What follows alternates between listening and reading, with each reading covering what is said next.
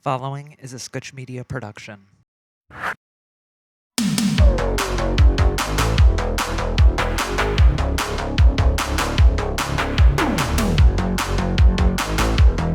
When people like you come with the phobia, it's just like heaven to me. Because I know when you leave, it's not going to be that way. Voice. I do. Hello, Colleen. How are you doing today? I'm well. How are Isn't you? that great? It's too easy. We're not really going to talk like that. Yes, We're you not. are. No, I might do it just to break your nuts a little bit. Just to break them. Oh, it's our theme song. It's our theme music. Oh, geez. Here it is. We're getting our money out of the Roadcaster, baby. We're using all the shit that came with it. Someone figured out the sound effects. Someone figured out the sound effects on the Roadcaster. Look what they need to mimic a fraction of our power. Hello, everybody. Welcome back to the Pete Podcast. Thank you so much for joining us again. My guest is not a well known. She's not very well known. She's not a celebrity. She is not an influencer yet.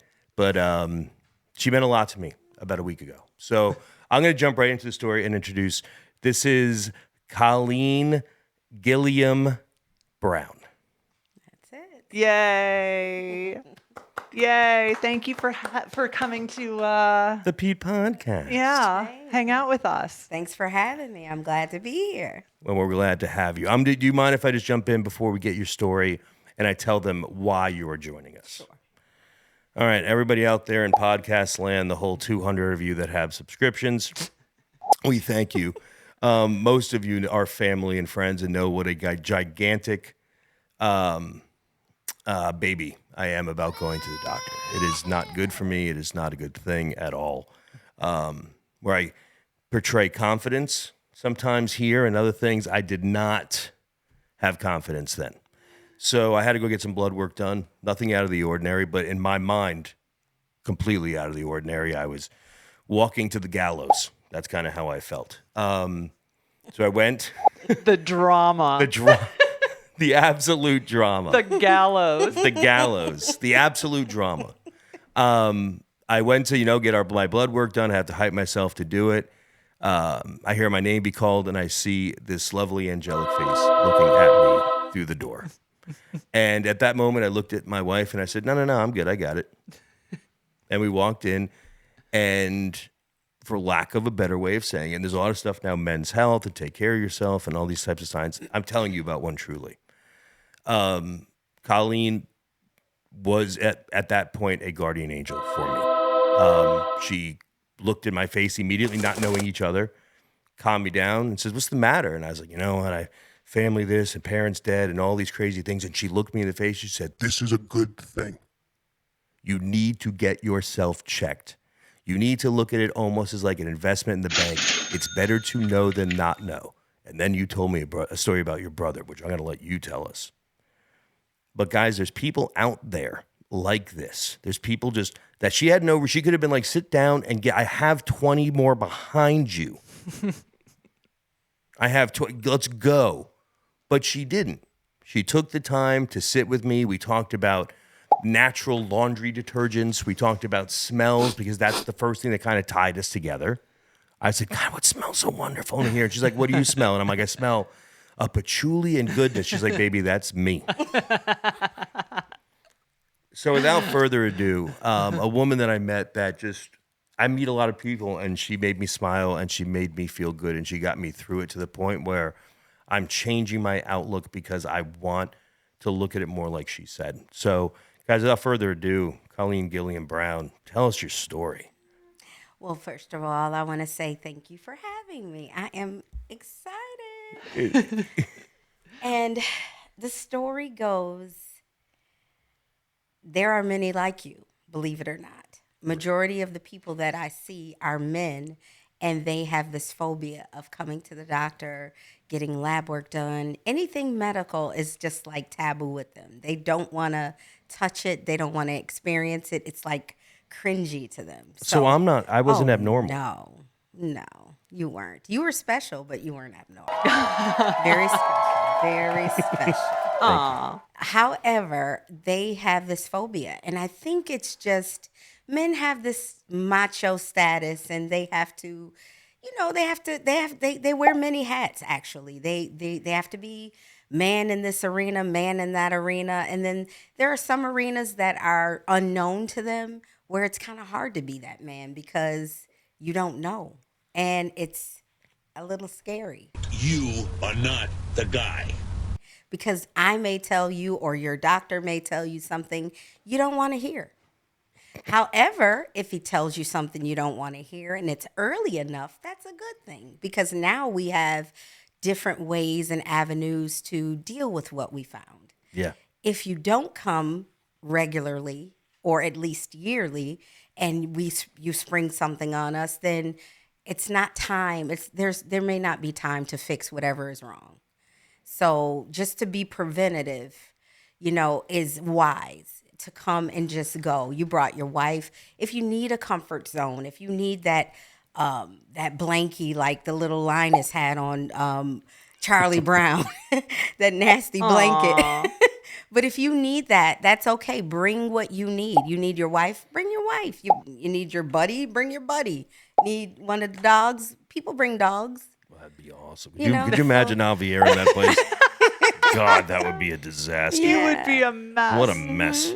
That'd be a what a mess. We're not doing that. We're definitely not bringing I'm Hop.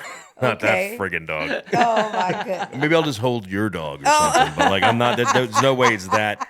No, he can stay out there. Not that jerk. Yeah, so that whole experience, but with me, it's just who I am and what I love doing. Some people love dogs. I like them, but I love people. Oh. People are my life. If I could not do a job involving dealing with people, communicating with people, helping people, I'd probably be a recluse because there's nothing else I'd rather do. People. So when people like you come with the phobia, it's just like heaven to me because I know when you leave, it's not going to be that way. Well, it wasn't.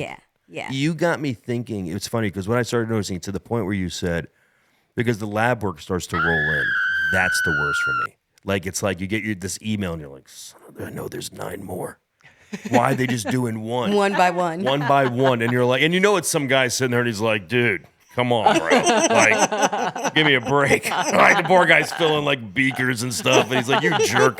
And I get it, but it's like, wait for them all and then bring it. And that's what my doc does. He waits for them all. And then he's like, now I'll communicate. And you're like, right. it's like watching like betting events, like sporting events that you have big money. And you're like, oh my God. But it's that same adrenaline in the sense of I'd see that email pop up and then the fear, the cold sweat, the look. And that's where it's gotten to it's the unknown.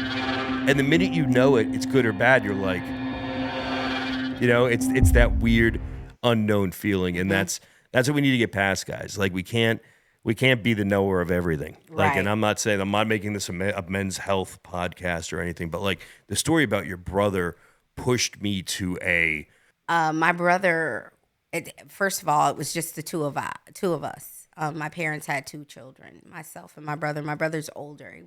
He was 5 years older than me.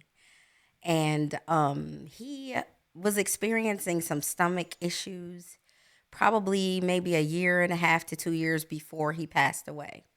And he was proactive, going to the physician. And, when you get a physician that's really familiar with you or you've been seeing, they kind of get lackadaisical a little bit with you. So you have to kind of be your own advocate sometimes. You kind of become friends or you develop a rapport where it's... And it's easier for us because they don't tell us the stuff we don't want to hear. Right. Also, or they baby us. Yeah, they baby you, or you get into conversations that may take you out of what you were supposed to be talking to him about. Right. Like you forget to say, "Oh, doc, by the way, my stomach has been acting up lately," or this feeling is coming around, and it happens every time I eat, or it happens every time I lay down. You don't remember to say that because you're engulfed in some conversation that you're having about your podcast or, whatever. It's true. She's right. I've done that. I do it. Oh God. And then you leave and you're in the parking scaring lot. me more now. Yeah, but wait, you're in the parking lot and you say, dang, I forgot to tell Doc this. So in those instances, that happens. So time goes on. You think it's a stomach ache. You take some Pepto-Bismol. You take some Alka-Seltzer or those over-the-counter things that soothe and put a Band-Aid on a big wound and just stops the bleeding for a little while until you feel okay. It's not that bad, but you're almost getting used to it. So you go back again, and you don't want to kind of nag your doctor because you're like, but I say nag them because they're getting paid. So you gotta. That's why you it's go their visit. job. Yeah, And it's more than $20, guys. yeah. It's more than the copay. Yeah. Heads up. So Yeah. that's why you go. So you gotta let them know. And I say take notes. Write notes down. Remember to tell Doc this, and that. And then that way you got that little piece of paper. And when you start, yapping, you can open it up and say, oh yeah, Doc. By the way, I know I only got a few minutes. This, and that. So my brother would do that, but Doc felt it was some ulcers or some type of stomach issue like that because in the past he had an ulcer. And it wasn't. Okay, come to find out, he gave him the medicine for ulcers, told him to take that for the next 30 to 60 days, and he should feel a change. Well, of course, it covered up some things, but it made it not good because he couldn't express what he was experiencing. He was hiding the stuff. And I noticed a little difference in him. He got a little slower. I was moving to Georgia, actually, and I had stored some of my stuff from my place in his upstairs apartment. And he let me in, and we were moving, and he was trying to help me, and he was just really weak. And then he had this film over him. He just did not look good. His skin color was very colorless, if you will. It was gray. So I noticed it, but I didn't say anything.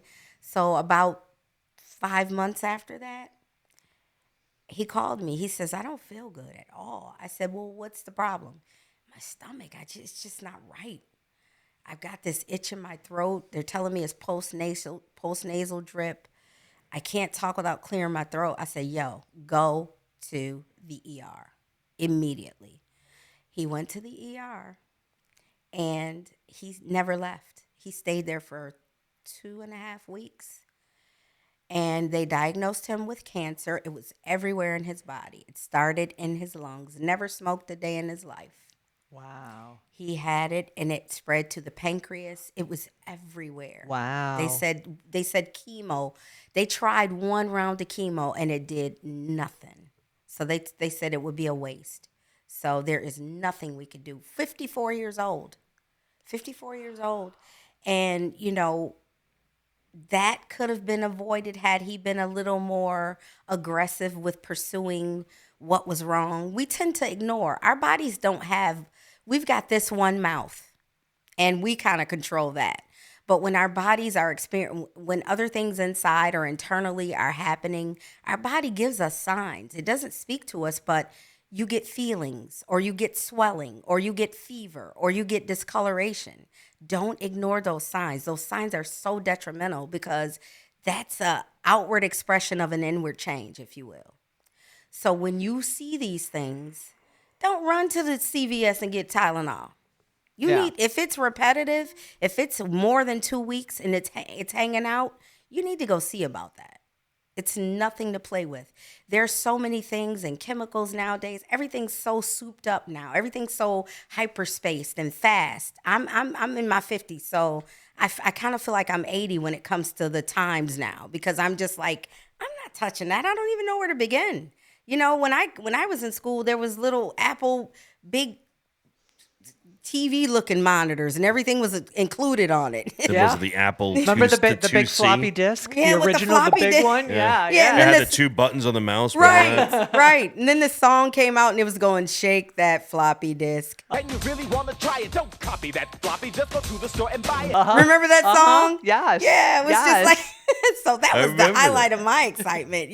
Now this is like beyond me. So, but the medical standpoint or the medical portion of it is not going to get beyond me because that's my area. That's where I love to care for people and make sure people are aware of things, you know. So needless to say, he went to the hospital and they did not release him. They did tests. They found out where the cancer was and they called us in. He called us and he said, listen, they're giving me 3 weeks to live. So I'm living here. He's in Buffalo, New York. So I'm freaking out. That's my only sibling. Granted, our relationship wasn't the best. However, that was my blood brother. That was all I had. I loved him to pieces. So, and I don't want to see anybody die, especially young. Yeah. So, you know, he went down fast. The decline was every bit of 3 weeks. He died on the 3-week day. Wow. We gathered around, watched him take his last breath. He was in the hospital, and the last week he says, "Listen, I'm paying these guys. I'm dying. Why am I here? I want to go home. Let me eat what I want. Let me drink what I want. I want to be in my house when I die. I don't want to die in here."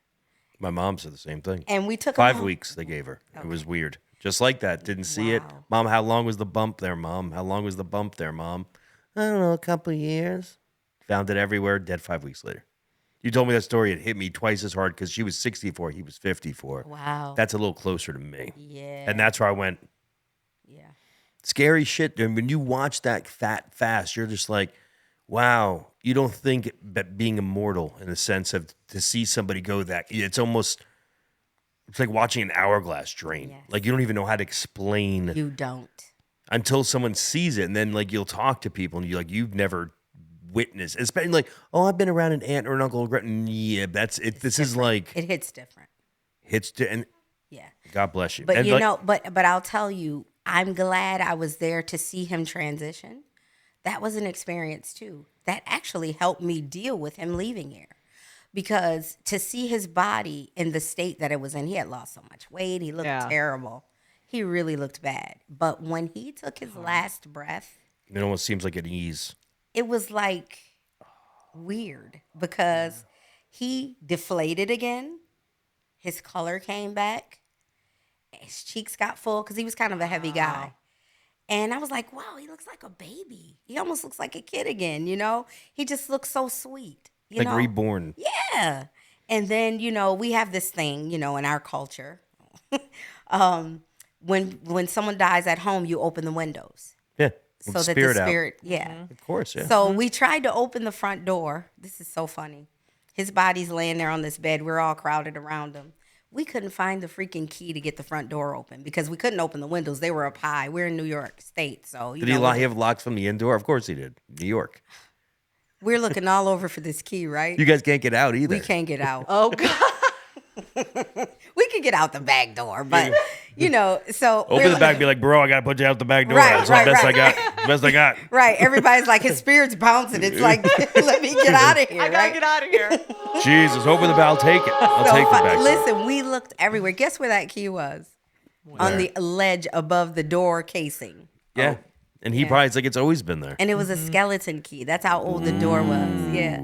So we finally opened it. And it was just liberating, actually. It was good. Well, But to see yeah. the smile, that's what I always, same thing with my mom. Like, there's always a couple of things there that, like, you look at each other and you go, thank God. Yeah. Like the funeral, it's comical when you go to plan a funeral, how I couldn't stop laughing.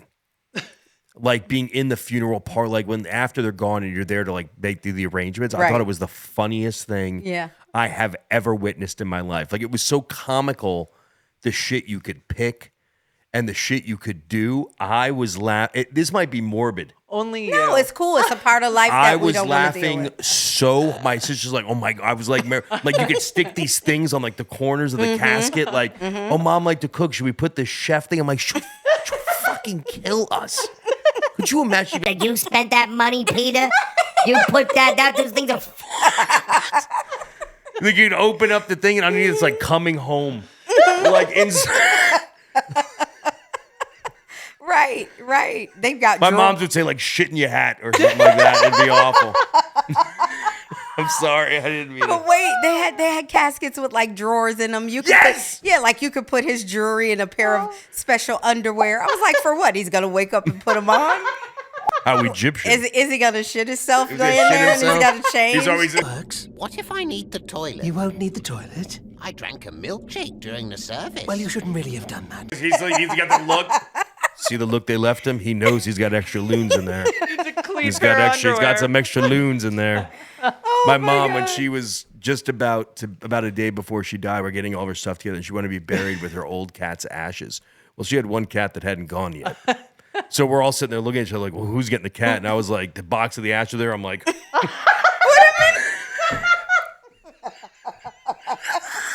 Oh my God. that's sick shit, isn't it? She's like, you gotta take that goddamn cat. My sister and I were like, you taking the fucking cat? I'm taking the cat. I got a dog. I can't take the cat. What happened to the cat? I don't know. Oh my God. I don't know. Come on now. This is years ago. Oh my God. Is it in there with her? No, I mean, no. My sister took it.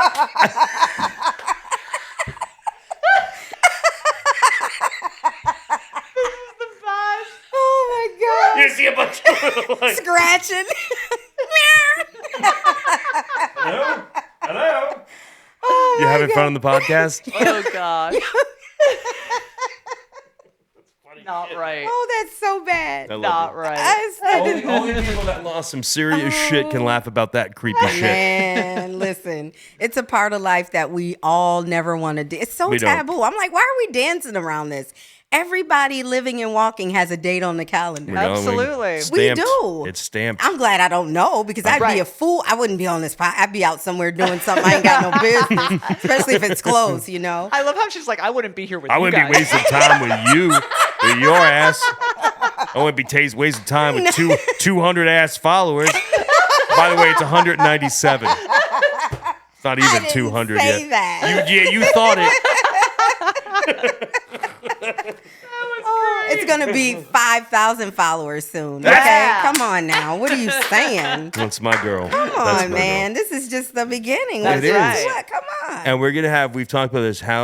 What is the goal for this? You've said that right when we came in here. It's to have you on what to say what. Yeah, so then I'm a regular. Yeah. So like all the CNN and whatever shows you watch, when they have the repeat Correspondence. the repeat correspondence, and they want to call in their experts in those areas. Do you want to be my expert in medical? We're gonna call in- because I don't.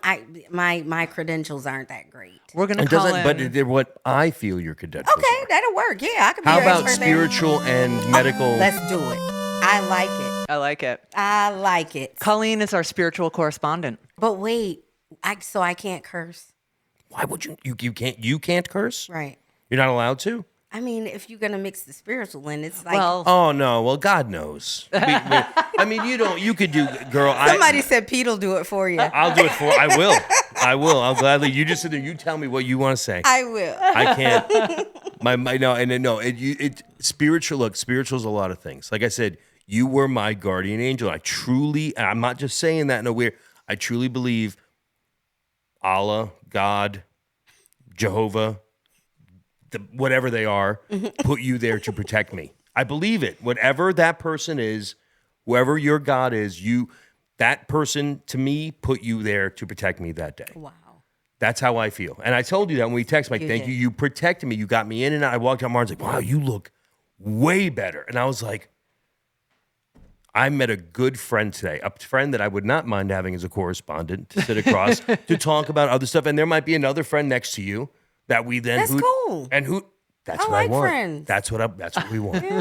All right, let's get into some of our Delve Deck questions. We're gonna we're gonna lighten this up a little bit. Come on. do we want to go top of the deck or bottom of the deck? That's your call. So the top of the deck Your call. are the more shallow questions. So easier questions like what's a hobby you want to pick up or something like that. And then the bottom of the deck are Gets the more more existential, philosophical. Schrodinger's cat. Yeah, type like shit. life. If I don't open the questions. box, I never Okay. know if it ate the food or not. I like the life questions. Let's go for it. All right, All we'll go right. towards the bottom here. Put our scuba gear on. Let's do it. Let's do it. Here we go. I'm one. Here we go.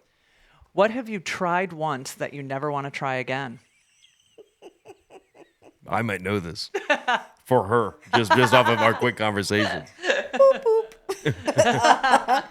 Oh my. Let me tell you mine first. Yeah. Tell me yours. Pottery. I'll never do that shit again. Like spinning the wheel pottery. Fucking hated it. I wasn't expecting that. I wasn't either. It was awful. Pottery. Oh, I'm wow. being serious. It was awful. You ever done that shit? Oh my God. It's horrible. Don't ever go spin pottery. I don't care what they say. It's if your girlfriend's like, oh, I've always wanted to spin pottery. Find another woman.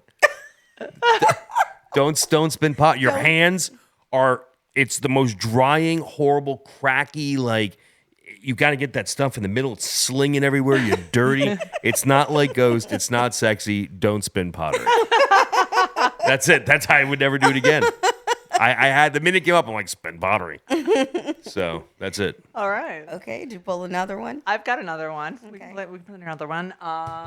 Let's see. Actually, I'm going to do a different one. Do middle. Like, do they Yeah, get do midway. progressively? Yeah, do it progressively. Okay, I'll do middle. Not everybody has a spin pottery that they just hate. What is gross to you that doesn't seem to bother other people? Farting in the supermarket and let me walk through it. Crop dusting. I hate that. That is so freaking rude. Why do you At the grocery store or anywhere, specifically? Or anywhere in public. Anywhere in public. Go where there is not a crowd. Don't do that. Seriously. And then I feel like they're standing off somewhere watching us. Just walk through it and laughing. Yeah, he's like at the end of the aisle, like, It's like crop dusting. she's gonna walk through. She's gonna walk through She's gonna it. breathe in real deep. Wow, that's a good one. Yeah. That's a really good Yeah, one. that's gross. That is a good one. I like that one. Yeah. It's a good one. I like that one. All right. You want to do one more? Let's do one more delve Sure. question. All right, we'll do one more delve duck question. We'll both answer this one. Okay. What's something you were warned about as a kid that turned out to be really overblown? Sex. Sex. Yeah. Yeah. Yeah. Yeah. You know, Yeah. I agree. Yeah. Yeah. Because the truth is, sex has not started to be enjoyable until my 50s. I'm 52. So, yeah. So all the love exes Colleen. out there that are watching, Pow. No. You know what? No, let me retract half of that. But yeah, but you as a single woman, I'll say. there you go. Yeah. Yeah. As a single woman. Yeah. Yeah. Because I was married for 22 years, so obviously something was good. Right. Right? Exactly. Yeah, I got 2 kids. Exactly. What a class act. What a class act. And there's one of them right there. Look at that beautiful boy. You guys can't see him. No, it's You yeah. should have seen his face when his mom answered sex. You should. He was like, my mom doesn't do that. Yeah, Not my mom. He's like, yes. he knows. I would have to say, like, high school. I thought that, like, high school was so, like, the way you watch movies and you're talked about in school and drugs and bullshit, and then you get there and you're like, this is a joke. Oh yeah, like, Like, the this movies, is- like the yeah. movies in the '80s Like where they Fast made it. Times at Ridgemont Or High. like Yeah. Pretty in Pink and stuff. Like, it made you think, like, a dude was going to be wearing a suit to school, like, to high school. Like what, the preps and all. Yeah. Yeah. what the hell is going on? Nobody even cares. No, they don't do that. Not even care. Like, it was so much more inclusive and caring than I friggin' expected. I thought, like, Exactly. I'm gonna get slammed into a locker and somebody's gonna like shit my front porch, like that type of stuff. None of that I'm stuff. gonna get beat up by the cool I'm gonna kids. get beat up by the Right, cool right. kids. Yeah, I'm gonna get and bullied. there really aren't any cool kids. No, not really. No one's cool in high school. Everybody's like, no. Yeah, they're kind of corny. Yeah, exactly. How about you, babe? What's one thing that I was warned about as a kid that turned out to be no big deal? The Bermuda Triangle. Oh, that's good. That's a great. Seriously, Yeah. like I was so terrified of the Bermuda Triangle. I remember they scared the shit out of us about that. Yeah. Remember Yeah. that? Yeah, I do. Yeah. And they show I showed this that documentary of this big whirl and people's boats going down in it, and they never were That's my they've never answer. seen. Oh wow. I'll have to throw Loch Ness in there. That Oh, freaking the thing Loch- scared yes. the. She scared the shit out of me, Nessie. and quicksand and Tim quicksand. has one. Tim has one. What is it, Tim? Bigfoot. Yes. Sasquatch. Sasquatch. Yes. There's another Sasquatch. one. Yep. All of them were scary. How long Yeah. have we been going? How long have we been chatting for? 40 minutes. See? Look at I that. told you. Told you it'd be no big deal. No big deal at all. Just like you did for me. Who got you through it, kiddo? You. Pete. The Petester. You did awesome.